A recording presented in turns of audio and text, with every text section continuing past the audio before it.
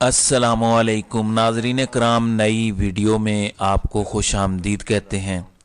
जमशेद दस्ती के साथ जो कुछ हुआ और उसके बाद मुराद सईद के ससुराल के घर भी ये भेड़िए पहुंच चुके हैं।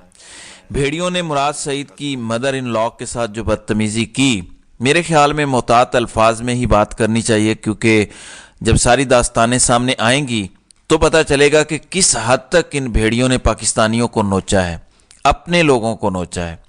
अच्छा, किसी बड़े मकसद के लिए कर रहे होते तो शायद सब्र आ भी जाता। कोई बड़ा मकसद होता कि इसके बाद हम कश्मीर को आज़ाद करवा लेंगे, इसके बाद हम इसराइल का खात्मा करके एक आज़ाद फ़लस्तीनी रियासत कायम करवा देंगे। कोई बड़ा मकसद होता तो अवाम इन कुर्बानियों पर सब्र कर जाती कि यार हमें इसलिए मार रहे हैं कि ये मकसद हासिल करना है, कोई भारत को ट्रिक कर रहे हैं, कोई इसराइल को ट्रिक कर रहे हैं, कुछ ऐसा कर रहे हैं जिसे कुछ दिखाना चाह रहे हैं। अवाम सब्र कर लेती। मकसद सिर्फ एक भगोड़े को इंस्टॉल करना, भारत की गुलामी करना और उसके बाद इसराइल की गुलामी करना है। टोटल इस मकसद के लिए पाकिस्तानियों को मारा जा रहा है, माओ बहनों की इज्जतों पर हाथ डाला जा रहा है। ये पाकिस्तानी तारीख के सबसे गलीज तरीन इंतखाबात कराने की तरफ जा रहे हैं। एक एक आरओ, एक एक पुलिस ऑफिसर हल्के में पूरी पोलिंग स्कीमें खुद बोल रहे हैं। अब तो पीपल्स पार्टी के लोग भी, नदीम अफजल चंद ने भी इस पर बात की है। ये सब नून लीग की मर्जी के लगाए गए हैं, इनसे लिस्टें लेकर लगाए गए हैं, इनसे पूछ कर लगाए गए हैं। मकसद तो यही हुआ कि एक शख्स को लाने के लिए माओ बहनों, बेटियों, बीवियों की इज्जतों पर हाथ डाले गए। हमें वैसे इस बात की सजा भी मिल रही है। जब बंगाली हमसे गिला करते थे कि तुम्हारे लोगों ने हमारी बहनों माओ की इज्जतें लूटी हैं, तो हम कहते थे कि तुम झूठ बोलते हो, ऐसा तो हो ही नहीं सकता। हम तो पाकिस्तान है, पाक मुल्क है, कलमे के नाम पर बना है, इसके इदारे ऐसा कैसे कर सकते हैं। हमारे ना मानने की सजा आज हम सबको मिल रही है। कोई महफूज नहीं है, अपने लोगों से छुपते फिर रहे हैं। ओवरसीज पाकिस्तानी डरे बैठे हैं कि हम तो पाकिस्तान से मोहब्बत करते हैं, पैसा भेजते हैं, सिर्फ हम ये डिमांड करते हैं कि कानून की बालादस्ती कायम हो। लेकिन क्या अगर हम अपने मुल्क में जाएंगे तो हमें गिरफ्तार कर लिया जाएगा, क्योंकि हमने कुछ ट्वीट्स की हुई हैं कि मुल्क में कानून की बालादस्ती कायम करो, डिक्टेटरशिप को ख़त्म करो, आइन बहाल करो। नाज़रीन इकराम, चंद अफराद जो खुद को रियासत कहते हैं, उन्होंने अपनी तौहीन को रियासत की तौहीन बना डाला है। ये एक जबर का माहौल है जो इस वक्त पाकिस्तान में चल रहा है। ऐसे में जब आग लगी बस्ती में, काजी फायज ईसा साहब अपनी मस्ती में, बेंच इस वक्त समाअत कर रहा है अपने ताहयात कायद को अहल करने के लिए। अब ताहयात नाअहली ख़त्म होगी, या वो 5 साल कर दी जाएगी या बिल्कुल ख़त्म कर दी जाएगी। अब इस बेंच में काजी फायज ईसा, जस्टिस मंसूर अली शाह, याहिया अफरीदी, अमीनुद्दीन खान, जमाल खान मंदोखेल, मोहम्मद अली मज़हर और मुसरत हिलाली जो है वो बैठे हुए हैं। इस बेंच में तमाम जजेस काजी ग्रुप के हैं। याहिया अफरीदी ने 1-2 ऐसे फैसले दिए हैं जो थोड़े से काजी ग्रुप की सोच से हटकर हैं, लेकिन ऑल इन ऑल ये सब काजी ग्रुप के हैं। तो फैसला मैं आपको पहले बता देता हूँ। काजी साहब के रिमार्क्स भी इस हवाले से आ चुके हैं कि अगर किसी को सज़ा हुई है तो उसे ताहयात कैसे नाअहल किया जा सकता है। तो फैसला यही होगा कि ताहयात कायद की ताहयात नाअहली ख़त्म हो जाएगी और वो 5 साल की नाअहली में बदल जाएगी। और 5 साल की नाअहली तो 2017 से 2022 तक नवाज शरीफ पहले ही भुगता चुके हैं। इसी के साथ एक और वारदात डाली जा रही है, जहां नवाज शरीफ को बरी किया जा रहा है केसेस में, वहीं पे नैब अचानक साबिक लेफ्टिनेंट जनरल के जो अंडर है वो नैब, ये याद रखिएगा, तो अस्करी नैब अदालत चला गया है कि जो नैब के मुजरिम हैं उनकी नाअहली को 10 साल दोबारा किया जाए। जो सिंगल बेंच ने फैसला दिया था कि नैब के मुजरिम की नाअहली 5 साल है, वो दोबारा 10 साल की जाए। यानी एक तरफ नवाज शरीफ की ताहयात नाअहली ख़त्म करने का केस लगा हुआ है और वो ये इलेक्शन लड़ सकेंगे, जबकि दूसरी जानिब इमरान खान को तोशाखाना केस या अल कादिर में से किसी केस में सज़ा देते हुए 10 साल के लिए नाअहल भी कर दिया जाएगा, ताकि इमरान खान 10 साल कोई इलेक्शन ना लड़ सकें।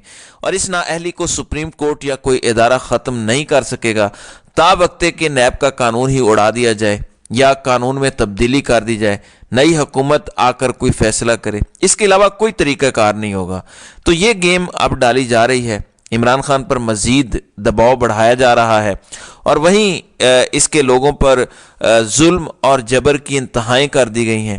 فہیم خان جو کراچی سے MNA تھے، ان کے گھر میں بھی آئے ہیں نامعلوم افراد، اور اب کہا ہے کہ رات کو 2 بجے آئیں گے اور عورتوں کو اٹھا کر لے جائیں گے۔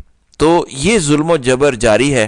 ایک ایک نام تحریک انصاف کا آپ کو بتا دوں کہ سب کے گھروں میں جائیں گے، سب کی عورتوں کو تکلیف دیں گے، عزتوں پر ہاتھ ڈالیں گے، اور یہی کام ہم بنگلہ دیش میں کر چکے ہیں۔ اس کا ایکسپیرینس بہت ہے، یہ یاد رکھیے گا، ایکسپیرینس بہت کیا جا چکا ہے، اب دوبارہ کیا جا رہا ہے۔ کس لیے؟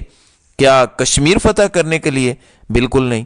کیا فلسطینیوں کی مدد کرنے کے لیے؟ بالکل بھی نہیں۔ کون سا بڑا مقصد ہے؟ مقصد ہے نواز شریف کو اقتدار کی مسند پر بٹھانا۔ تف ہے اس مقصد پر۔ PTI اور عمران خان کے لیے ناظرین اکرام آج کا دن بڑا اہم تھا۔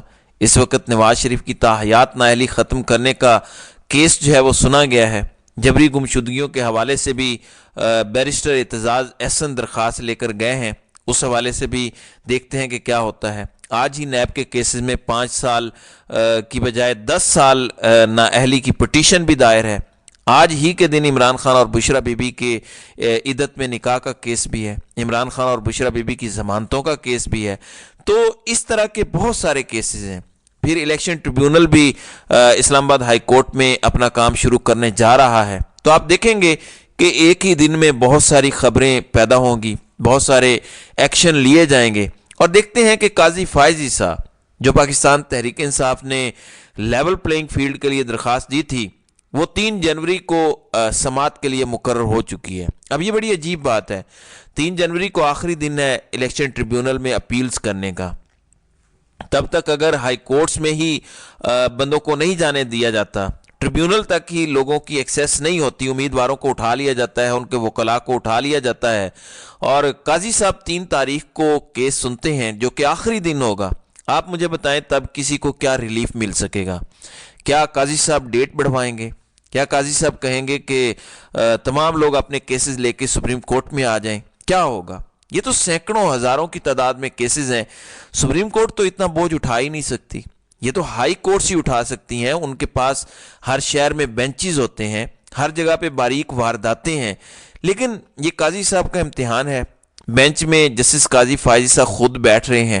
اب دیکھنا یہ ہے کہ قاضی صاحب PTI سے بدلے لیں گے یا جو ان کی آئینی ذمہ داری ہے، جو ان کا حلف کہتا ہے، اس کو پورا کریں گے۔ کیونکہ اگر یہ نہیں ہوتا اور قاضی صاحب اس پہ کوئی ایکشن نہیں لیتے، کوئی پوزیٹیو آرڈر نہیں جاری کرتے، تو پاکستان کی تاریخ کے سب سے غلیظ الیکشن ہوں گے، اور اس کے نتیجے میں پاکستان کو تباہ ہونے سے کوئی روک نہیں سکتا۔ اس ٹائم جو طاقت میں لوگ بیٹھے ہیں وہ بالکل بھی آگے کا سوچ نہیں پا رہے، انہیں صرف اپنی نوکری بچانی ہے اور اپنی ایکسٹینشن کی حفاظت کرنی ہے۔ تو یہ بڑی خطرناک صورتحال ہے۔ جب آپ اپنی ذات کے خول کے اندر قید ہو جاتے ہیں تو آپ لارجر پکچر نہیں دیکھ سکتے۔ اس وقت پاکستان اپنی بقا کی جنگ لڑ رہا ہے، اور 25 کروڑ عوام پاکستان کی بقا کی جنگ لڑ رہے ہیں، لیکن رستے میں چند افراد ہیں اور ان کی نوکریاں ہیں، ان کے ذاتی بغض اور ان کے ذاتی اناد ہیں۔ تو دیکھتے ہیں کہ 25 کروڑ عوام کی جیت ہوتی ہے یا بغض و اناد کی جیت ہوتی ہے۔ تو ناظرین اکرام، آپ کی اس ویڈیو کے حوالے سے کیا رائے ہے؟ آپ اپنی رائے کا اظہار کامنٹ سیکشن میں ضرور کیجیے گا۔